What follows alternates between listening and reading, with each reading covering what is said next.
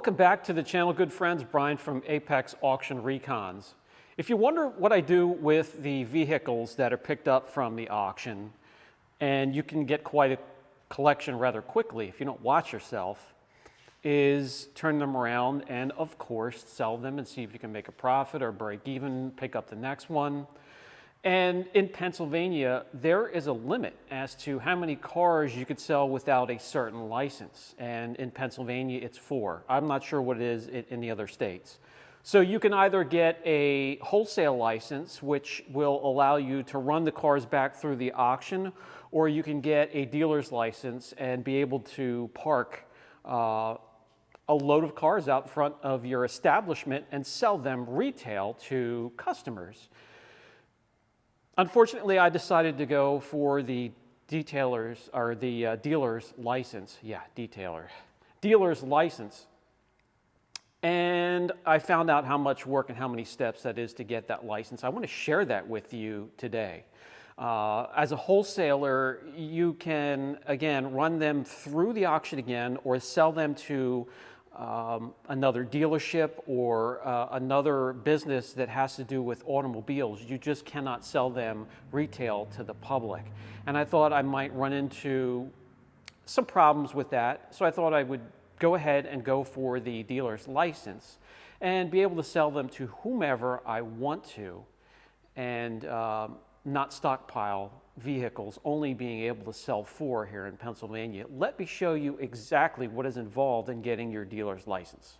These are the cars I have parked inside. I have some parked outside, and they do pile up quickly. The ideal situation is to pick up one at a time, recon it, and then get rid of it. Send it on down the road if I'm not going to keep it. However, if I'm going to the auction and I find something I want to pick up for later, you can easily stockpile them. They will build up a parking lot without realizing it quickly. So this is the process we have to go through. It is a two-stage or a 2-page process with a list. I'll go through the list one at a time or each step as to what you need to do to get your dealer's license. I do want to share, I'm not sure about other states, but in Pennsylvania, there are ways to get it done quicker than doing it on your own, which can take up to a year.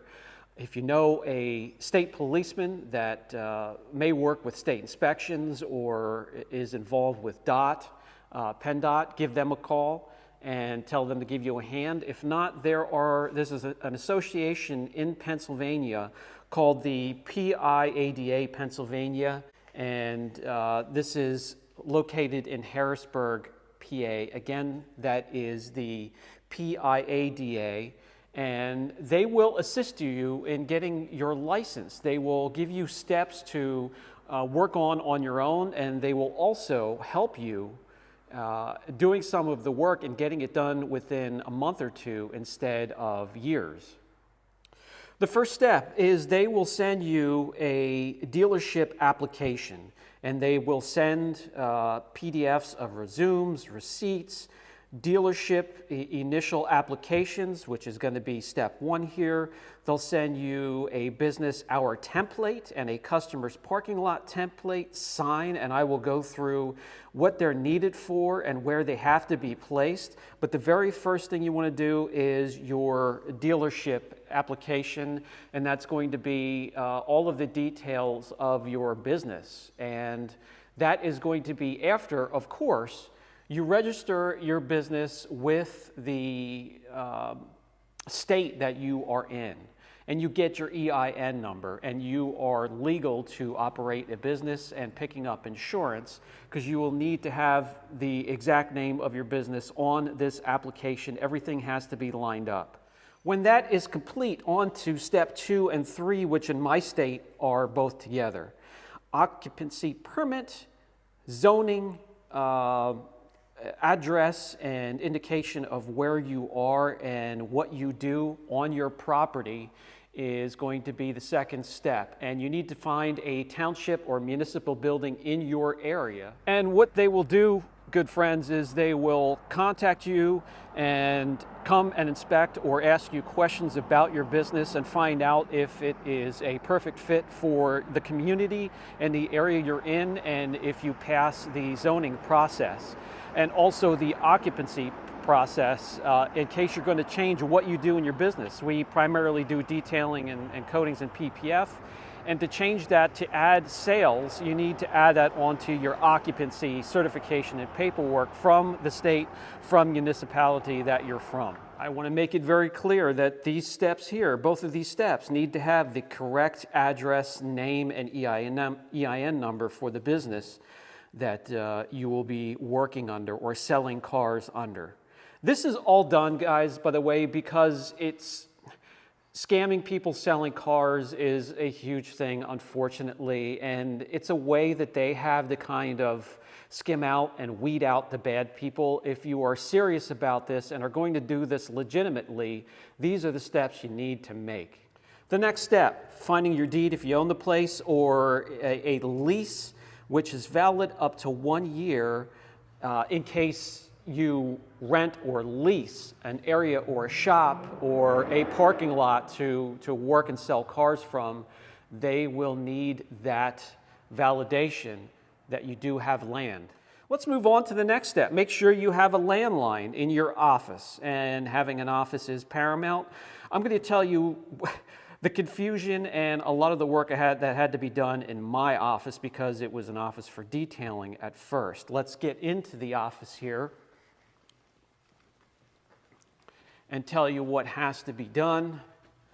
The landline, of course, it has to be hooked up and it has to work, and it also has to have the number that you're registering on your paperwork on the application. Everything has to line up.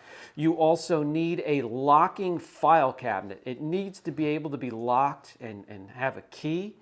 And so this is the office for the detailing shop. Let's go out and come back in. And as you can see, these are where the offices are. That's the entrance for the detail shop, and you're going to want to have that separate now. This is not all one facility. Now we're going to have it two. So anything that has to do with the detail shop, we got to walk in that door. Anything with sales, we have to walk in a separate door, and this has to be labeled as such. So the signs have to be different. So detailing, ceramic coatings, Apex Auto LLC. That's going to be, the dealership name. You have to have your hours up, and they have to be posted, and they have to have closed on Sundays. That is a must. So let's go in. And this used to be the detailing office. I now have one in the back for detailing.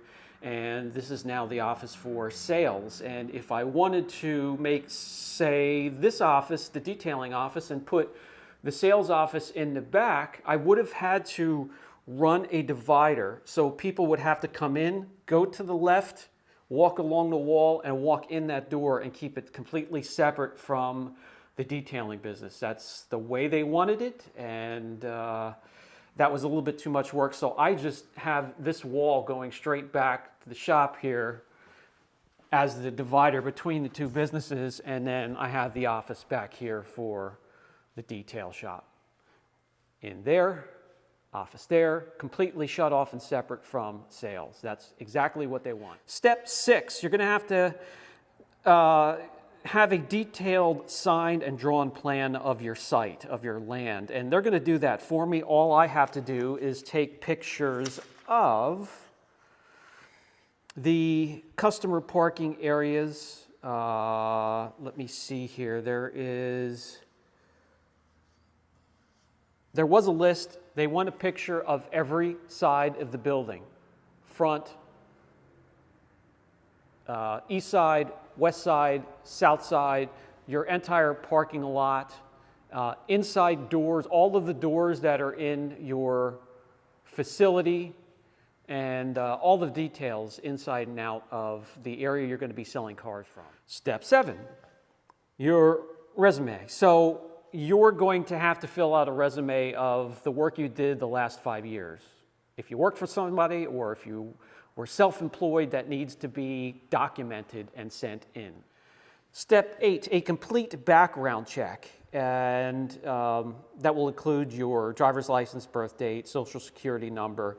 Now, I can tell you, if you've had problems with the law, even if you are a felon, you could still get your license. There are stipulations. It has to be within a certain time, I guess 10 years, and if it's a violent crime or something like that, it's up to them. Just if you've kept your nose clean, you have nothing to worry about. You'll get the certification and the license rather quickly. Step number 9 will be the letter that the IRS sends you with your EIN or tax number, and it has to have the exact name that you're going to be operating under. So I do want to show you, this is the list of the photos that do need to be taken, front, right, left sides, rear of the entire building, all interior doors, your business sign, which has to be attached to the building, or if you're going to have it separate, it has to be like out front. There is a frame for a sign out front that would work. And also, you need to have things posted. There needs to be enough room. This is going to be the staging area for sales.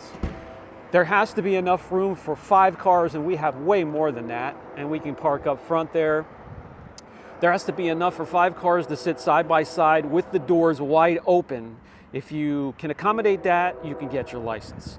You need to have a separate parking area for the customers. We have our reserved parking, and it also has to be posted, which I don't have yet, that this is just customer parking right here. Stage parking, customer parking, and then your sign of business hours up top there. Hey, unfortunately, that's not even the complete list. There are some other things. You're going to have to set up an inspection appointment for somebody from the state to come make sure all these, everything you have sent in is true, and you're going to have to put up a bond. I believe in PA it's going to be $24,000 or $25,000. And if you know how bonds work, that's not quite as harsh as it sounds. So yeah. This is more steps and a lot more work, but to me, in the end, it's worth it in case one day I do want to spend some of my retirement just selling cars on the side and detailing for the fun of it. But it's also a good way to get rid of cars quickly, not only wholesale to run through the auction again or other car and auto businesses and dealerships, but also to the general public on a retail basis as well. If you have any questions at all on the process, and if I'm leaving something out, which I probably am, I will update that at a later time. But it's a little bit of work. To me, it's worth it. Let me know what you think down in the comments section. I told you guys I was going to bring you along every step of the way when it comes to this venture, and I keep my promise. So I'll catch you guys in the next video.